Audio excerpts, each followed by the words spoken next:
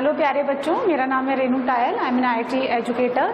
और चलो आज अपना नेक्स्ट टॉपिक स्टार्ट करते हैं। नेक्स्ट लिखिए आप geometric mean.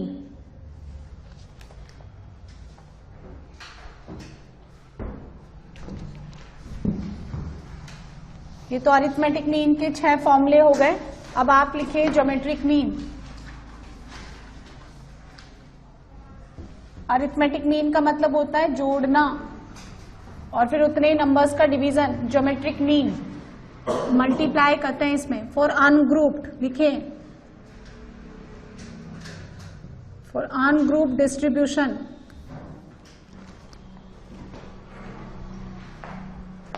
For ungrouped distribution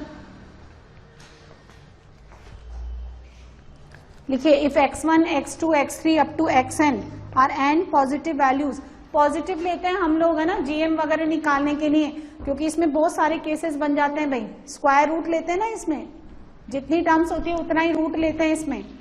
तो लिखिए if x1 x2 if x1 x2 x3 up to xn are n positive values, n positive values of variate,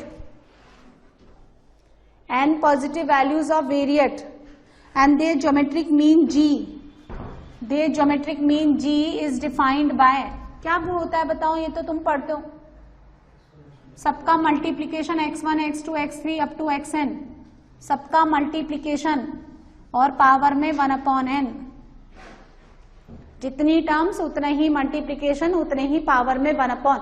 यदि 2 टर्म्स होते हैं जीएम ऑफ 2 पॉजिटिव नंबर्स, यदि 2 पॉजिटिव नंबर्स का geometric mean लेते हैं तो x1 x2 का power 1/2।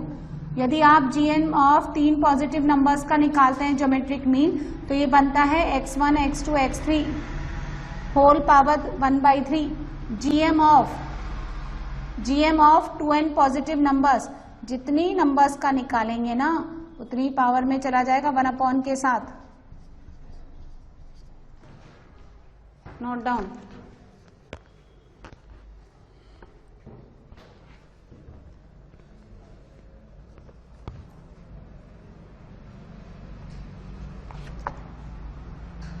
Second, for frequency distribution. अब अगर आपको फ्रीक्वेंसीज भी गिवन है, यहां तो हर एक नंबर एक ही बार रिपीट करता है भाई। तो x1 x2 x3 up to xn ये n पॉजिटिव वेरिएट्स हैं और इनके corresponding frequencies f1 f2 up to fn।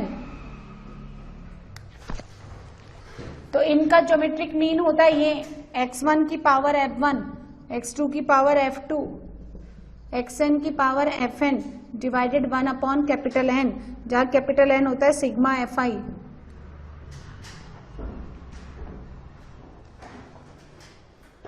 क्योंकि पावर में कितनी जाएंगी उतनी तो जाएगी, तो टोटल कितनी हो गई सिग्मा fi। x1 पे पावर f1, x2 पे पावर f2, ये हम नहीं पढ़ते सीक्वेंस सीरीज में, हम तो पहला फॉर्मूला ही पढ़ते हैं। xn पे power fn and 1/N। Third,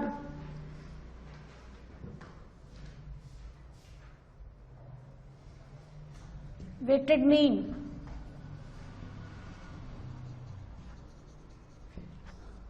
देखिए let G1 and G2 are the 2 geometric means which containing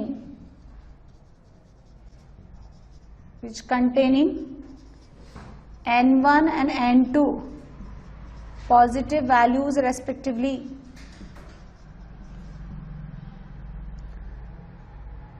Then their combined mean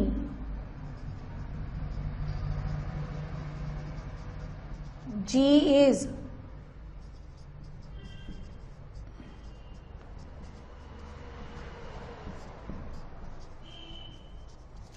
ध्यान से देखो, ये तीसरा और ये दूसरा फॉर्मूला एक जैसा ही है।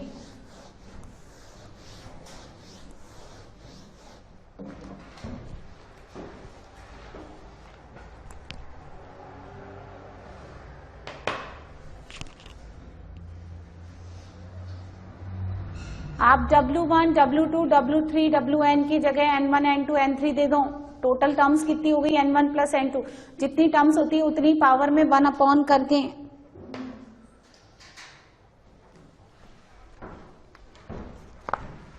ये निकालना, find GM of, find geometric mean of 1 2 2 square 2 की पावर 3 अप टू 2 की पावर n। चलिए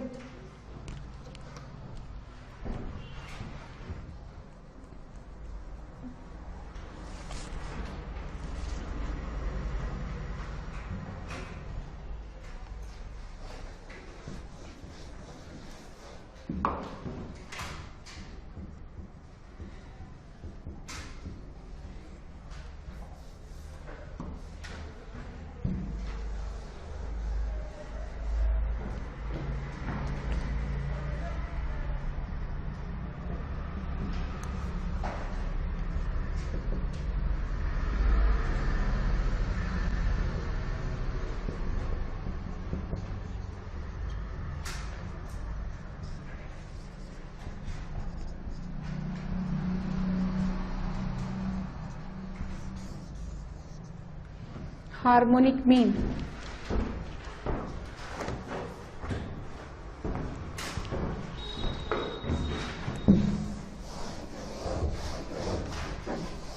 देखो यहां देखो, यदि आपके पास A, B और C तीन नंबर्स HP में हैं और ऑब्वियसली ये जीरो नहीं होने चाहिए क्योंकि इनका मुझे क्या करना होता है, रेसिप्रोकल, जीरो का रेसिप्रोकल नहीं करते, तो 1 अपॉन A, 1 अपॉन B और 1 अपॉन C किसको बिलोंग करेंगे, AP को बिलोंग करेंगे, तो बीच वाले का डबल, फर्स्ट एंड लास्ट वाले के सम के इक्वल, तो B को आप लिख सकते हैं 2 upon 1 by A plus 1 upon C।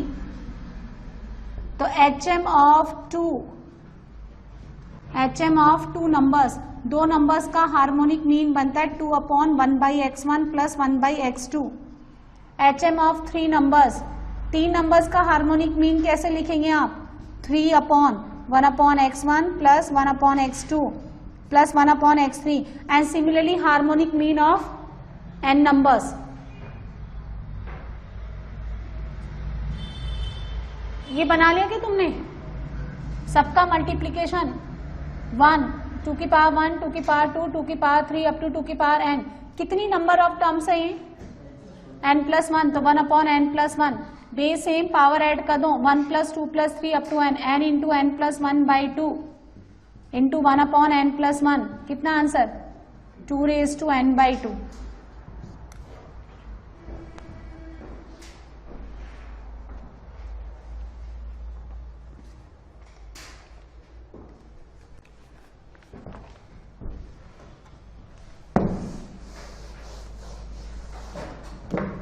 इसका second, for frequency distribution, HM for frequency distribution, अब कर x1 x2 x3 up to xn, non zero values given है n और इनकी corresponding frequencies f1 f2 f3 up to fn, तो उनका harmonic mean लिखते हैं हम लोग ऐसे, f1 upon x1 f2 upon x2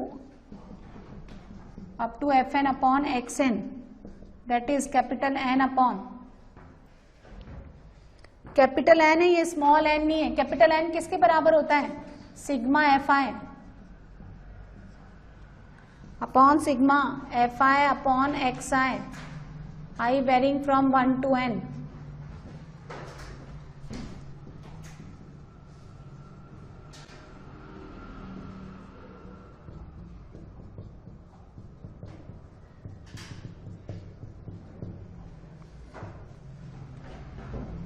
चलिए क्वेश्चन बनाइए।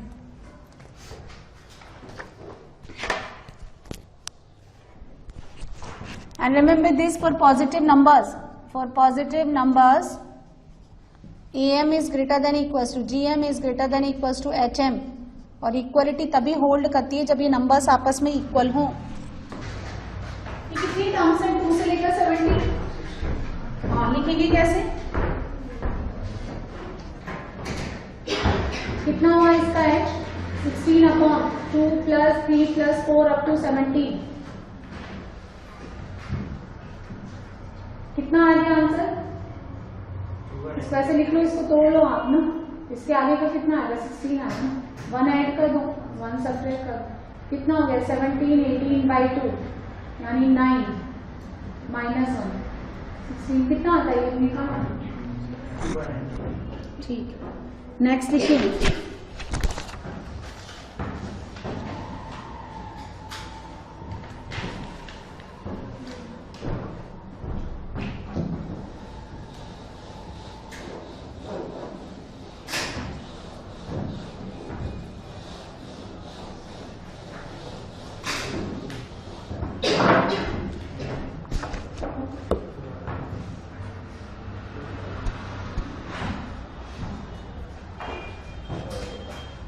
नेक्स्ट लिखिए आप मीडियन।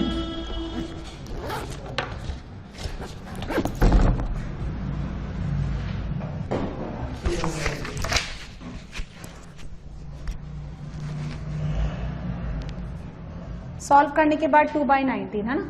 नेक्स्ट लिखिए आप median.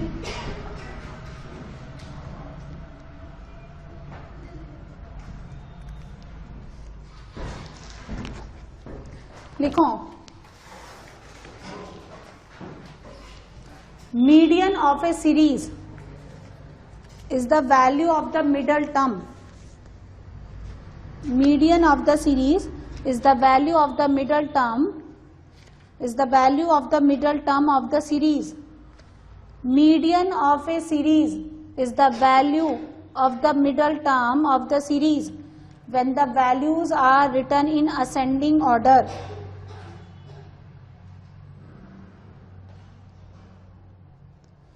When the values are written in ascending order.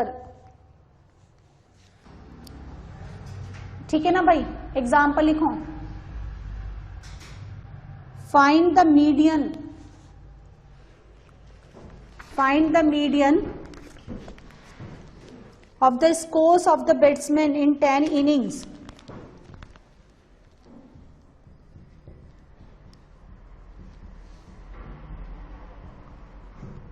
Find the median of the scores of a batsman in 10 innings.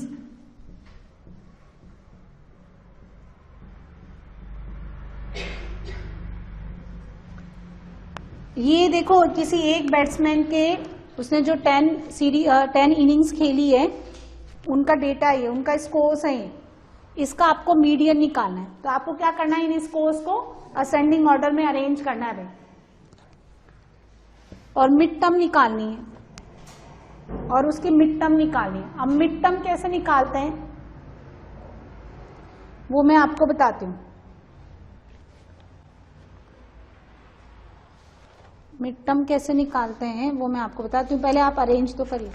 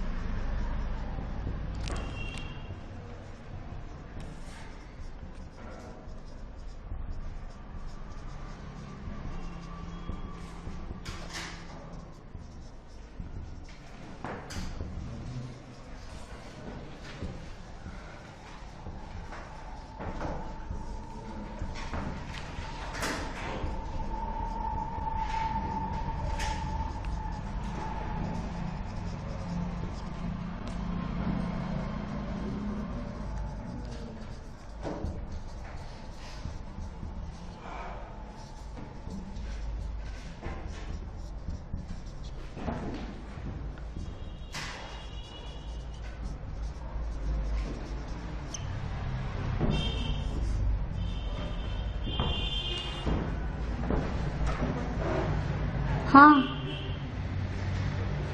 इसमें नंबर ऑफ टर्म्स कितनी है, even है ना। सबसे पहले कौन आएगा 34, फिर 38, देन 42, 44, 46, 48 काट दीजिए, फिर बोलिए 54, देन 55, 63, 70 हो गया नहीं। n का कितना है 10, E1 है ये, तो n/2 ये रहा n/2 यानी फिफ्थ नंबर की टर्म 1 2 3 4 5 46 प्लस 48 डिवाइड बाई 2 ये मीडियन,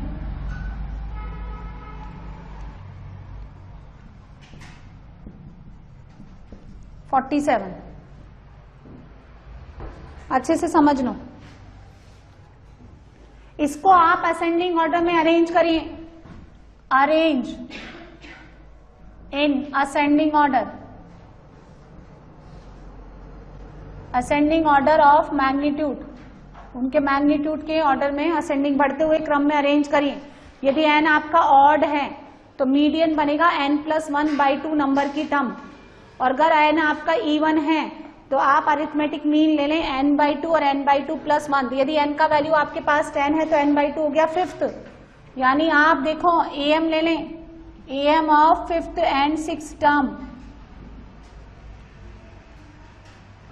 क्या निकल के आता है, वो जो वैल्यू आती है ना वो आएगा 47। देखो आप ध्यान से देखो, इसमें कहीं है नहीं, ये मीडियन बनेगा,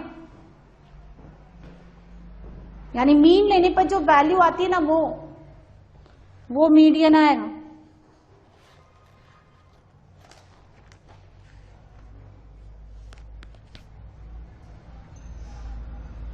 क्लियर है, बोलो समझ आ गया। नेक्स्ट लिखिए, ये तो हो गया जब आपको कोई फ्रीक्वेंसी गिवन ही ना हो। B for grouped frequency distribution, frequency distribution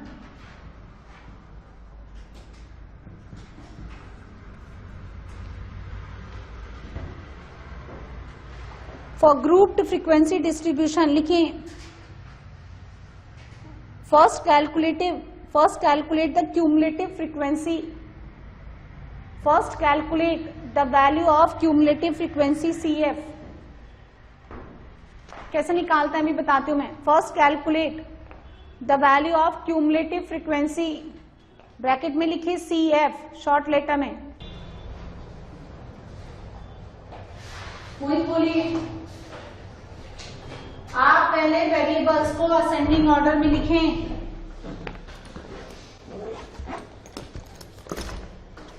variables को असेंडिंग ऑर्डर में लिखने के बाद उनकी कॉरेस्पॉन्डिंग फ्रीक्वेंसी लिखें। इनका टोटल सम निकालो, कैपिटल N, वो कितना आ गया 50n/2 निकालो। पहले इसको एज इट इज लिखें सेम, और लिखो अपने अलग से, then add to succeeding frequencies in each cases. याद थोड़ा रहता है, याद रहता नहीं है, मेरे को भी याद नहीं रहता। मैं अगर अब इसको नेक्स्ट ईयर पढ़ाऊंगी, मैं सबके बाद पढ़ाती हूँ ये ऐसे टॉपिक्स, बीच में कभी चांस नहीं मिलता, तो याद रहता नहीं।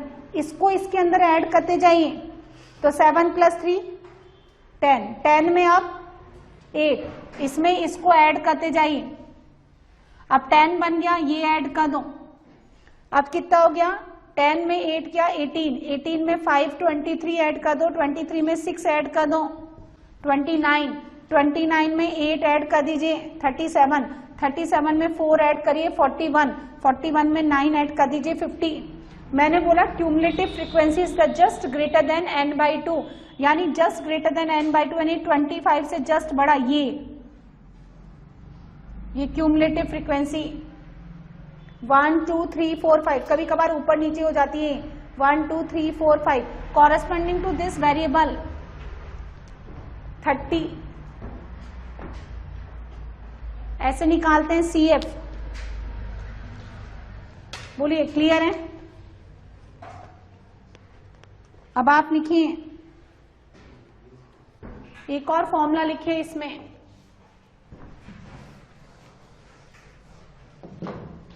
C, वो भी इसी के लिए ही है, फॉर ग्रुप्ड फ्रीक्वेंसी डिस्ट्रीब्यूशन। मतलब अलग अलग मेथड निकाल लेते ना, ये 2-4 मेथड शॉर्टकट हमने उसमें भी लिखे थे। तो इसमें लिखिए फर्स्ट राइट, या ऐसे लिखिए first prepare the CF column, first prepare the CF column. ये प्रिपेयर करो जो आपने फ्रीक्वेंसी CF का कॉलम प्रिपेयर किया ना, थर्ड वाला वैसा। First prepare the CF column and find the value of capital N/2 where N belongs to sigma Fi।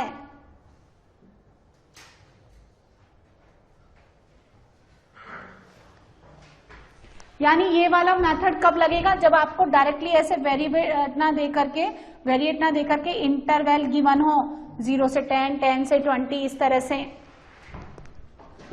तो first prepare the CF column and find the value of N/2 where N is sigma Fi। Then find the class, which contain the value of CF। Find the class which contain the value of CF। जैसे कि यहाँ पे एक single variate है, तो मेरी CF कितनी आई 29, किसके कॉरेस्पॉन्डिंग आई, किस वेरिएट के 30। हाँ जी, तो वैसे ही आप क्लास निकालें, find the class which contain the value of CF is equal to और just greater to N/2, is equal to और just greater than 2 N/2, capital letter लिखना। Then the median which contain then find the class which contain value of CF is equal to or just greater than N/2, and then the median of this class will be, इस median का value आएगा L plus N/2 minus capital F। ये कहाँ से आते हैं फॉर्मूले, ये हमें नहीं पता, हमें नहीं जानना, ठीक है। तो L यदि काम की चीज होती तो हम इस पे और रिसर्च करते। L होता है lower limit of median class.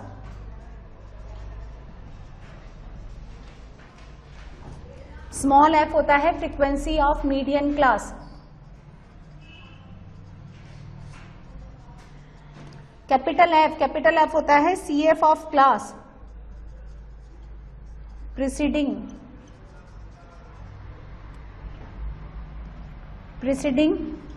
Median class. Example से समझ में आएगा अभी।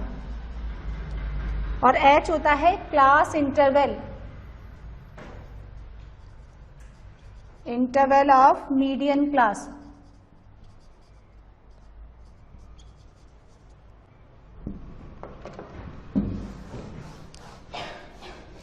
यदि आपको देखो इंटरवल के फॉर्म में इन्हें देखा कि इस तरह से दे रखा है वेरिएट के फॉर्म में, तो आप ऐसे निकाल लो। और अगर आपको इस तरह से दे रखा है, देखो लिखिए example, find the median of following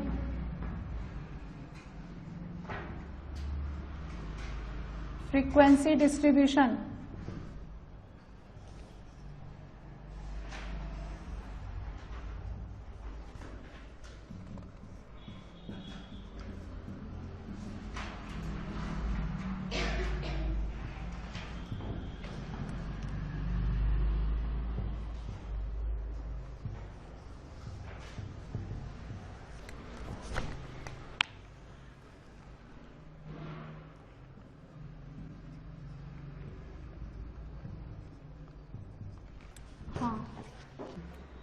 हाँ कितना आंसर 23।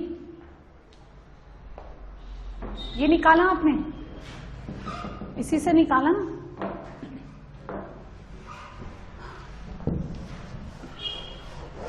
वर्टिकल कॉलम में अरेंज कर लो।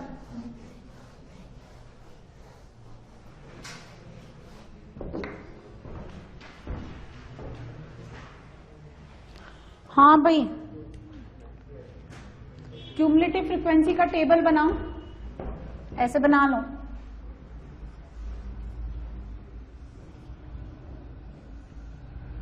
ये तो क्लास, ये फ्रीक्वेंसी और ये CF 0 to 10, 10 to 20, 20 से 30, 30 से 40 एंड 40 to 50. यू गया 8, 30, 40, 12 और 10. बोलो, ये तो 8 हो गया. नेक्स्ट कितना हो गया? 38. फिर देन सिग्मा एफ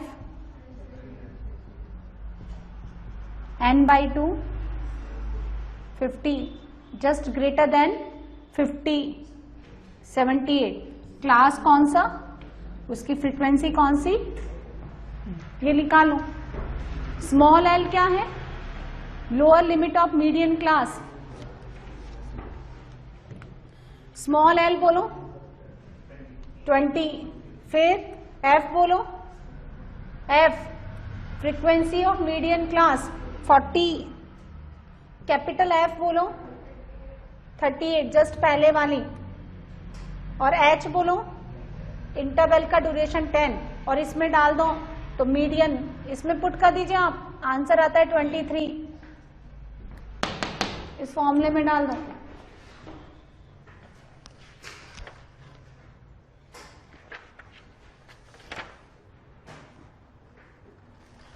नेक्स्ट लिखिए mod, MODE.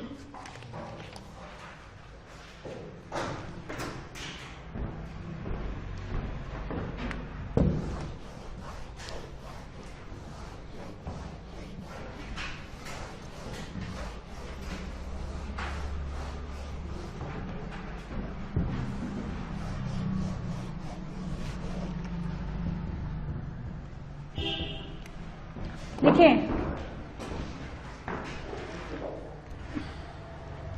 in a frequency distribution,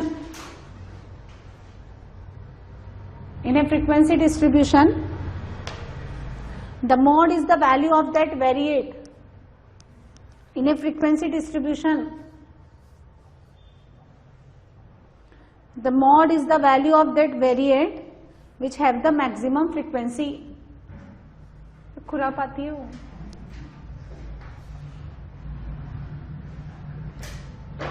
देख लो हर्ष कितना टेरर है तुम्हारा. अच्छा देखो, जब एग्जाम में ऐसा बच्चा पास में बैठ जाए ना, बहुत फ्रस्ट्रेशन आती है. एक तो वैसे ही पेपर समझ में नहीं आ रहा है, कितनी चिढ़ होती है, और ऊपर से बगल वाला इतना मस्ती से टांग पैर हिलाते हुए. जब आप पैरों को मूव करते हो ना, आप ऐसा लगता है कि बहुत रिलैक्स है वो, उसको टेंशन ही नहीं है. फेशियल एक्सप्रेशन भी ऐसे होते हैं एकदम बिंदास. अच्छा बन तो उससे भी नहीं रहा है. सबसे बड़ी बात क्या है कि बन तो उससे भी नहीं रहा है, फिर भी इतना रिलैक्स क्यों है वो, दिमाग लगता ही नहीं. मेरे को तो बहुत इरिटेशन. लेकिन in a frequency distribution the mode is the value of that variate. The mode is the value of that variate which have the maximum frequency, mode उस वेरिएबल की वैल्यू होती है जिसकी फ्रीक्वेंसी सबसे ज्यादा है, जो सबसे ज्यादा बार आता है. लिखिए मेथड फॉर डिटरमाइनिंग मॉड. लिखो मेथड फॉर डिटरमाइनिंग मॉड. पहला लिखिए for ungroup distribution. For ungrouped distribution लिखें. ungrouped मतलब लिखो the value of that variate which is repeated maximum number of times,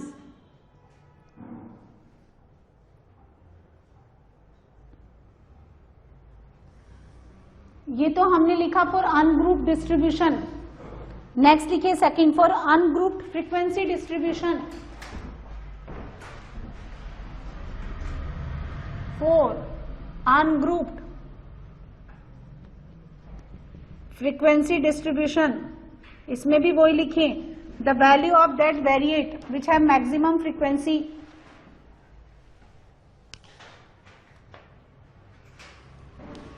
देखो इसका मतलब क्या हुआ, इसको लिख लो. पहले मैं आपको समझाती हूँ. The value of that variate which have maximum frequency, और ऊपर मैंने लिखा है which repeats maximum number of times.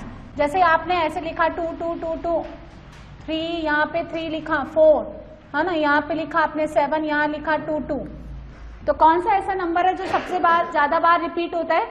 वो इसका मॉड है। और यहाँ पे तो मॉड क्या हो गया? 2, which repeated maximum number of times. और यहाँ पे क्या होता है? फ्रीक्वेंसी डिस्ट्रीब्यूशन करके देता है वो। यहाँ पे तो आपको दे रखा है xi, यहाँ दे रखा है fi, यहाँ 2 7 बार, ठीक है, 1 कितनी बार? 3 बार, फिर 0 कितनी बार? 2 बार, और 10 कितनी बार? 3 बार, ऐसे।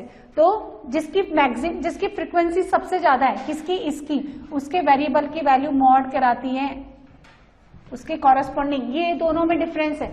उसमें तो आपको खुद को अरेंज करना पड़ेगा भाई 2 कितनी बार आ रहा है, 3 कितनी बार आ रहा है, और इसमें इसने ग्रुपिंग, इसने फ्रीक्वेंसी डिस्ट्रीब्यूशन को अरेंज करके दिया है। एंड थर्ड लिखिए, for the grouped frequency distribution, for the grouped frequency distribution,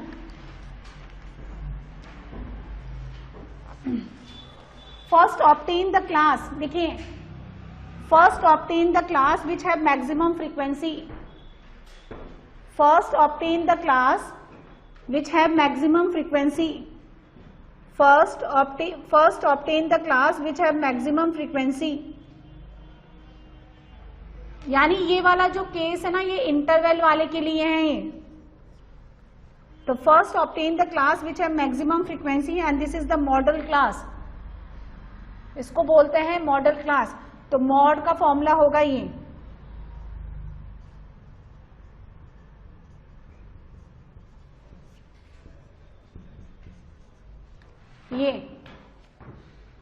जहां पे L क्या है? Lower limit of model class, F0 क्या है? Frequency of model class,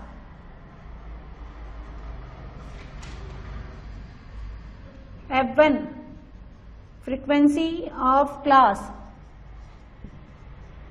preceding model class,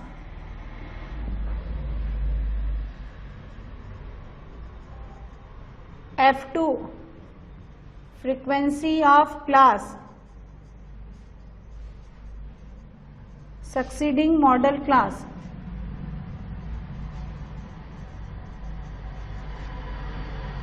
और H class interval of model class।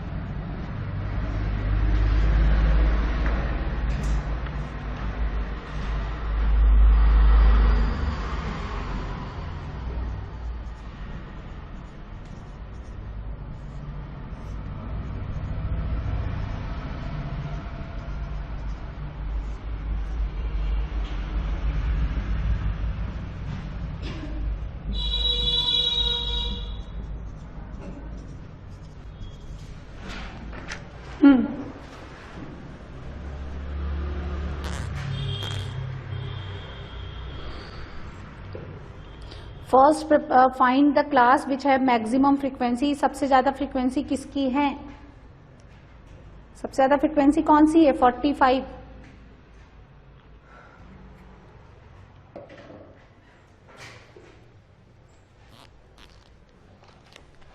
सबसे ज्यादा फ्रीक्वेंसी ये रही 45।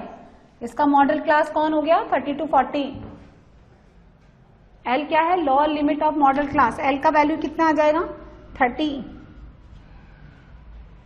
F0 कितना आ गया? 45। F1 कितना आ गया? F1 frequency of the class preceding the model class. इसके जस्ट पहले मॉडल क्लास कौन है? 20 से 30। उसकी फ्रीक्वेंसी कितनी हो गई? 30। F2 कितना है? Frequency of the class succeeding, हाँ 35, और इसका इंटरवल कितना है, ड्यूरेशन 10, 40 माइनस 30, उस फॉर्मूले में डाल करके निकाल के बताइए कितना, 36।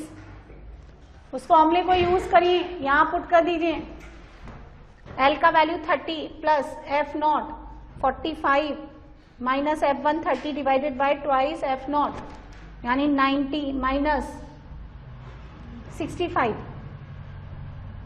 इंटू एच यानी 10, 36 आता है।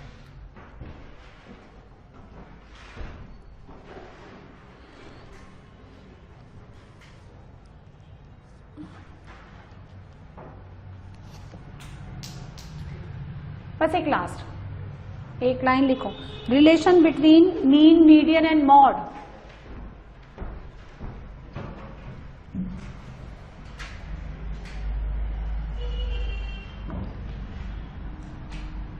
रिलेशन बिटवीन मीन, मीडियन और मॉड।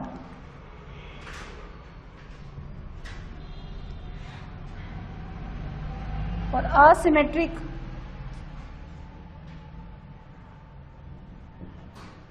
डिस्ट्रीब्यूशन, और असिमेट्रिक डिस्ट्रीब्यूशन यानी कोई वेरिएबल 2 बार आ रहा है, कोई 5 बार आ रहा है, कोई 10 बार आ रहा है, कोई 15 बार आ रहा है। असिमेट्रिक डिस्ट्रीब्यूशन, उसमें मॉड बराबर होता है ये 3 times of median minus 2 times of mean, and in symmetric distribution,